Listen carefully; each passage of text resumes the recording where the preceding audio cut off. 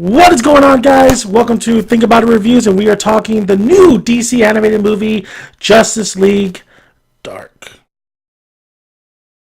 Now, Justice League Dark is directed by Jay Oliva. What I really love about this animation film is the voice acting. I think the voice acting out of all the characters were spot on. Even Batman himself. It's not, Kevin Conroy as the voice acting for Batman, but this guy does a very great job with the voice acting of the Batman, and so is Superman. But what I love is they brought Constantine. They brought Constantine is in this film, but they brought Matt Ryan, who was in the first season of Constantine, and of course I believe it was on NBC, and it got canceled, and he made one appearance on the Arrow series. Well, they brought him to voice the Constantine in this film, which I absolutely love, because Matt Ryan, hands down, is a perfect Constantine. So Justice League Dark starts off with all the civilians, right? The civilians are starting to go crazy. You get a GTA moment at the very beginning, and they're starting to see, like, all these citizens are starting to see demons, and they're like, what the fuck is going on? Kill it. I mean, I got like the sense of Amityville horror in one of the particular scenes that has to deal with a father and his wife and two children. It was pretty crazy, and the Justice League are just like, the fuck is going on here? And they're like telling Batman, like, this might be some mystical, magical shit.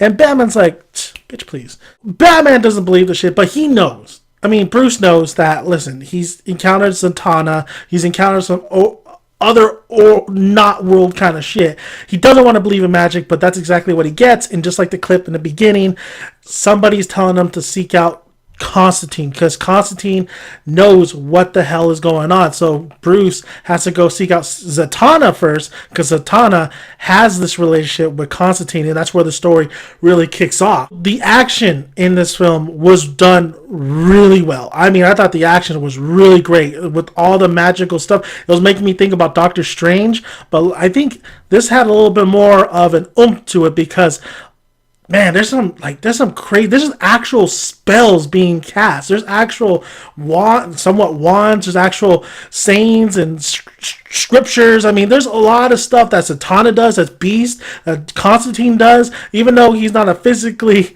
able kind of man, he's doing a lot of shit, and he's dodging a lot of shit. And there's a lot of dip, duck, dodge. Matt Ryan did a great job in bringing this Constantine into an animation form.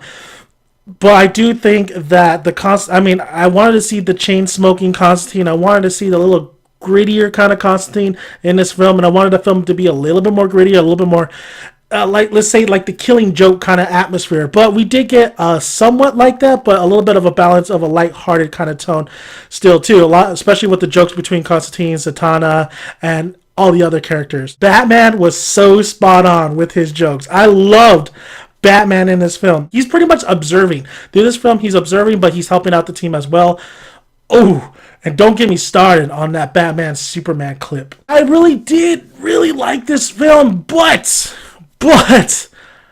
there is some tropes towards the end of this film. There's one major trope that you've seen in many films, many films that it's not like blindly like that's the trope, man. That's the trope. It's really a trope towards the end of the film where you're like, logical sense says, wait a minute, that was your plan, and somehow that worked, but if I was a villain, I wouldn't have that shit.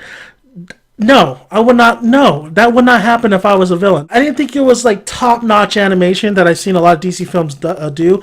There was a lot of times where Constantine would have his hands on his waist, and it kind of looked a little funny, or just some of the movement that these characters do, where it just didn't really flow too well. It looked like the Bruce Timm film, Monster and Gods, where they didn't give him the whole bit of budget in there, and the animation was good enough to tell the story and to make it really entertaining, and you really don't look too much into it. But if you really look into the animation in this film, there's some spotty spots, but most of all, the action sequences and everything else are really done well, and the character designs are really done well. Zatanna is one of the more interesting characters I always was fascinated by, and she looks beautiful, and she looks like the Zatanna that she looks like Zatanna. She looks like Zatanna, who is a kick-ass female hero, and she is one of them. She definitely has the power to like kick Constantine's ass. Honestly, when I was watching this film, I'm like, Zatanna is I think just definitely powerful, more powerful than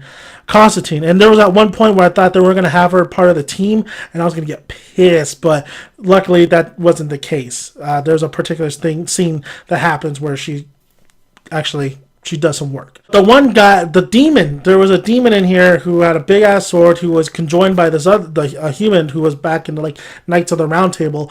I thought that was an interesting character. I thought he was well used. I thought he was really well used.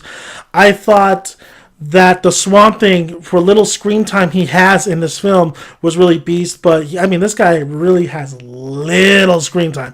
He's not part of the team. If you think that cover is like, oh, he's part of the team, he's not really part of the team, honestly. And you're going to be misunderstanding that point. There's a character named Richie in this film, which, man, Constantine does him dirty, bro. He does him dirty. Honestly, this was I thought it was pretty funny. I thought the jokes kind of hit when they needed to hit, especially with Batman. And I thought them with the Justice League, I thought showcasing that the Justice League cannot handle dark mythical arts, and that you need some professionals. You need like a Constantine, you need like a Satana to deal with the underworld of magic and all that stuff. Just like Marvel, what they're doing over there. You need that for DC. You need like a crew that deals with magic, plain and simple. And we all know that Superman can't deal with magic. The world's strongest, fastest superhero in the whole wide world can't deal with magic. So you need another crew to deal with that. And if somehow Superman were caught into a spell, you need people to really Batman can only do so much, and that really showcases in this film. That was Justice League Dark, and I hope you guys check it out. I highly recommend it. It's one of the better DC animated films. Really enjoyed it. My boy Constantine doing work, Matt Ryan doing work, so can't wait to see if there's any more, and I can't wait to see if there might be a live action movie that I know Guillermo del Toro wanted to do, and I hope they cast Matt Ryan as the lead in Constantine, because he did a fantastic job as in the Constantine series, and he just really it just fell apart because it was on NBC and it should have been maybe on HBO or AMC even to be better. So thank you guys. I'm Dan the Man, Dan's son. You can always find more of my videos on the YouTube channel. Be sure to subscribe, like, and comment below. Love to hear your guys' thoughts. And like I always say, grab a tick, grab a seat. Make sure you got some good popcorn to eat.